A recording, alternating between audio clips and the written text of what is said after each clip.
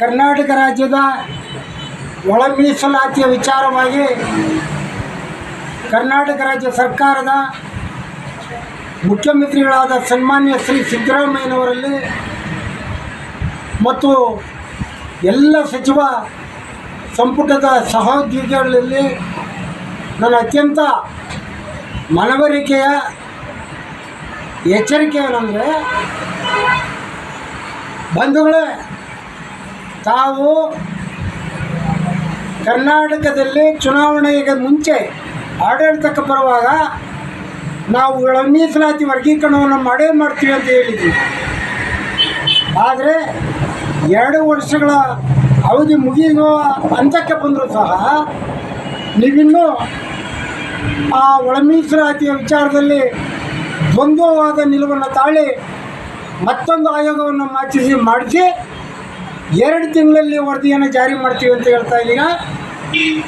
ಇದು 1980ರಿಂದ ನಡ್ಕೊಂಬಂದಿರ್ತಕ್ಕಂಥ ಹೋರಾಟ. ಈ ಹೋರಾಟ ಒಂದು ಸಾಂಖ್ಯಿಕ ಹಂತಕ್ಕೆ ಬರಬೇಕಾದ್ರೆ ಎ ಸದಾಶಿವ ಅವರ ವರದಿಯೇ ಬರಬೇಕಾಗಿತ್ತು.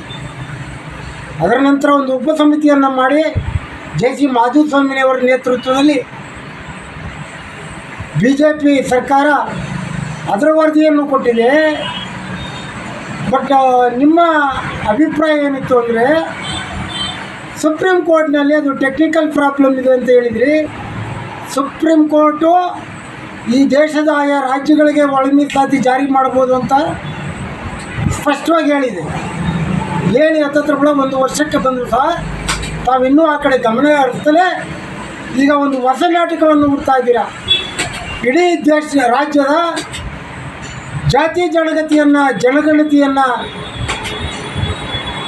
ಗಣತಿಯ ವಿಚಾರವನ್ನು ಗೊಂದಲಕ್ಕೆ ಪಡಿಸುವುದರ ಮುಖಾಂತರ ಮುಂದುವರೆದಂಥ ಸವಲತ್ತಿಂದ ಪಡೆದಂಥ ವರ್ಗಗಳು ಸಹ ಇವತ್ತು ನಮ್ಮ ಜನಸಂಖ್ಯೆಗೆ ಅನುಗುಣವಾಗಿ ಮೀಸಲಾತಿಯನ್ನು ನಮಗೂ ಕೊಡಿ ಅನ್ನೋಂಥ ಕೂಗನ್ನು ತಾವು ತಮ್ಮ ಸೀಟನ್ನು ಭದ್ರಪಡಿಸ್ಕೊಳ್ಳಿಕ್ಕೆ ಒಳ ಮೀಸಲಾತಿಯವರು ಮಾತನಾಡಬಾರ್ದು ಅನ್ನೋ ಒಂದು ತೀರ್ಮಾನವನ್ನು ತೆಗೆದುಕೊಂಡಿದ್ದೀರಾ.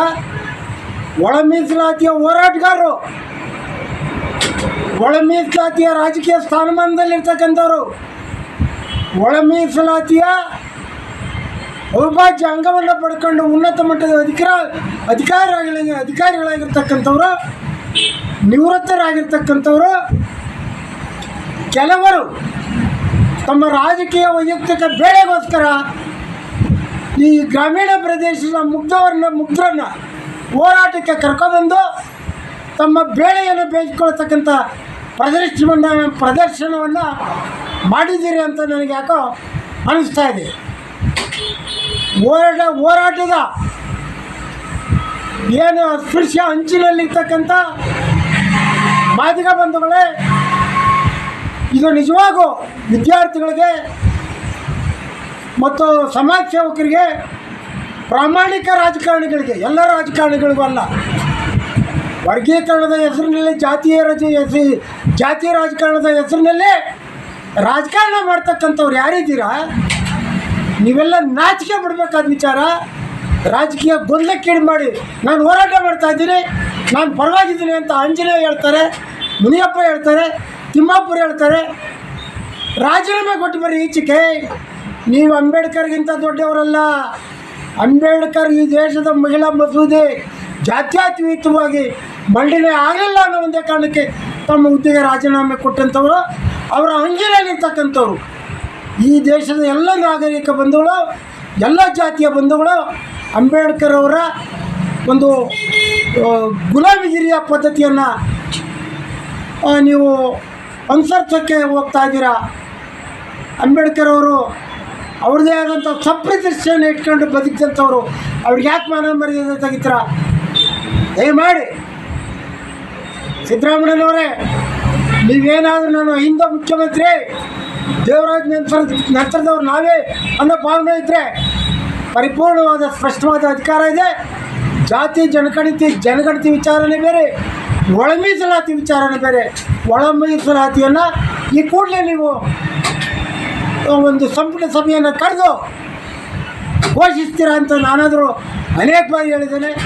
ಇದನ್ನು ನೀವು ಗಮನಕ್ಕೆ ಕೇಳ್ತಲ್ಲ. ಹೋರಾಟಗಾರರು ಭಾಳಷ್ಟು ಜನ ನಾಟಕ ಆಡ್ತಾ ಇದ್ದಾರೆ. ನಾಟಕದ ಮಧ್ಯೆ ತಮ್ಮ ಬೆಳೆ ಬೇಯಿಸ್ಕೊಳ್ಳೋಕೆ ಓಡಾಡ್ತಾ ಇದ್ದಾರೆ. ಒಂದು ನಾನು ಅಸ್ಪೃಶ್ಯ ದಲಿತ ಮಾದಿಗರಿಗೆ ಹೇಳಲಿಕ್ಕೆ ಇಷ್ಟಪಡ್ತೀನಿ, ತಾವುಗಳು ಯಾರು ಸಹ ಇವತ್ತೇನು ಇಡೀ ಜಿಲ್ಲೆ ಇರ್ಬೋದು, ತಾಲ್ಲೂಕು ಇರ್ಬೋದು, ರಾಜ್ಯ ಇರ್ಬೋದು, ಈ ಹೆಚ್ಚು ಜನ ಅಟ್ರಾಸಿಟಿ ಕೇಸನ್ನು ಹಾಕಿಸ್ತಾರೆ, ವಿನಾಕಾರಣ ಹಾಕಿಸ್ತಾರೆ ಅನ್ನೋ ಒಂದೇ ಕಾರಣಕ್ಕೆ ಸುಪ್ರೀಂ ಕೋರ್ಟು ಈಗ DYSP ಕಮಿಟಿ ನೇತೃತ್ವದ ಕಮಿಟಿಯನ್ನು ರಚನೆ ಮಾಡಿದೆ. ಅದು ನಿಜವಾದ ಅಟ್ರಾಸಿಟಿ ಆಗಿದ್ದರೂ ಸಹ ಇದಕ್ಕೆ ಗೌರವ ಇಲ್ಲದಂತಾಗಿದೆ. ಕಾರಣ ಆದರೂ ಇಷ್ಟೇ, ಕಂಪ್ಲೇಂಟನ್ನು ಕೊಡಿಸ್ತಕ್ಕಂಥದ್ದು ಮತ್ತು ಹೋಗಿ ಕಂಪ್ಲೇಂಟನ್ನು ವಾಪಸ್ ತೆಗೆದುಕೊಳ್ತಕ್ಕಂಥದ್ದು ನಮ್ಮ ಈ ರಾಜ್ಯದ, ಈ ಜಿಲ್ಲೆಯ, ಈ ತಾಲ್ಲೂಕಿನ ದಲಿತ ಮುಖಂಡರುಗಳ ಹೆಸರಿನಲ್ಲಿ ಆಗ್ತಾ ಇರ್ತಕ್ಕಂಥದ್ದಾದ್ರೆ ನನಗೆ ಭಾಳ ನೋವು ತಂದಿದೆ. ಯಾರೋ ಕೆಲವರ ಒಬ್ಬಿಬ್ಬರ ರಾಜಕೀಯ ಬೇಳೆಗೋಸ್ಕರ ಯಾವ ಜಾತಿಯನ್ನು ವಿರೋಧ ಮಾಡ್ಕೊಂಬೇಡ್ರಿ. ನೇರವಾದ ದೌರ್ಜನ್ಯ ಆದರೆ ನೇರವಾಗಿ ಮುತ್ತಿಗೆ ಹಾಕೋಣ. ಯಾವ ಮಧ್ಯಸ್ಥನ, ಈ ಜಾತಿಯ ಯಾವ ಮಧ್ಯಸ್ಥ ರಾಜಕೀಯ ಪುಡಾರಿಯ ನಾರ್ದಮನಿಗಳ ಮಾತನ್ನು ಕೇಳದೆ ನಮ್ಮ ತಾಲ್ಲೂಕಿನ ಮುಖಂಡರು, ಜಿಲ್ಲೆಯ ಮುಖಂಡರು, ಜಿಲ್ಲೆಯ ಹೋರಾಟಗಾರರು, ತಾಲ್ಲೂಕಿನ ಹೋರಾಟಗಾರರು ಈ ವಿಚಾರದಲ್ಲಿ ಎಚ್ಚರದಿಂದ ಹೆಜ್ಜೆ ಇಡಬೇಕಾಗ್ತದೆ. ಏಕೆಂದರೆ ಬೇರೆ ಬೇರೆ ಜಾತಿಯವರು ಮಾದಿಗರು ಬರೀ ಅಟ್ರಾಸಿಟಿ ಕೇಸ್ ಹಾಕ್ಸ್ತಾರೆ ಅಂತಾರೆ. ಇಲ್ಲ, ನಾವು ಯಾರೋ ಅಟ್ರಾಸಿಟಿ ಕೇಸ್ ಉದ್ದೇಶವಾಗಿ ಹಾಕ್ಸ್ತಾ ಇರ್ತಕ್ಕಂಥವ್ರು ಬೇರೆ ಜಾತಿಯವರೇ.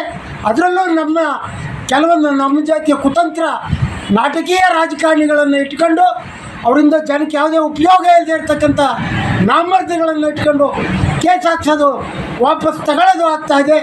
ಈ ವಾಪಸ್ ತಗೊಳ್ಳೋದ್ರಿಂದ ದಲಿತ ಸಂಘರ್ಷ ಸಮಿತಿಯವರು ಎಲ್ಲ ಆಂತರಿಕವಾಗಿ ಇನ್ವಾಲ್ವ್ ಆಗಿದ್ದಾರೆ ಅಂತ ಮಾತಾಡ್ತಾ ಇದ್ದಾರೆ. ಇದು ಗಂಭೀರವಾದ ಮಾತಾಗಿದೆ.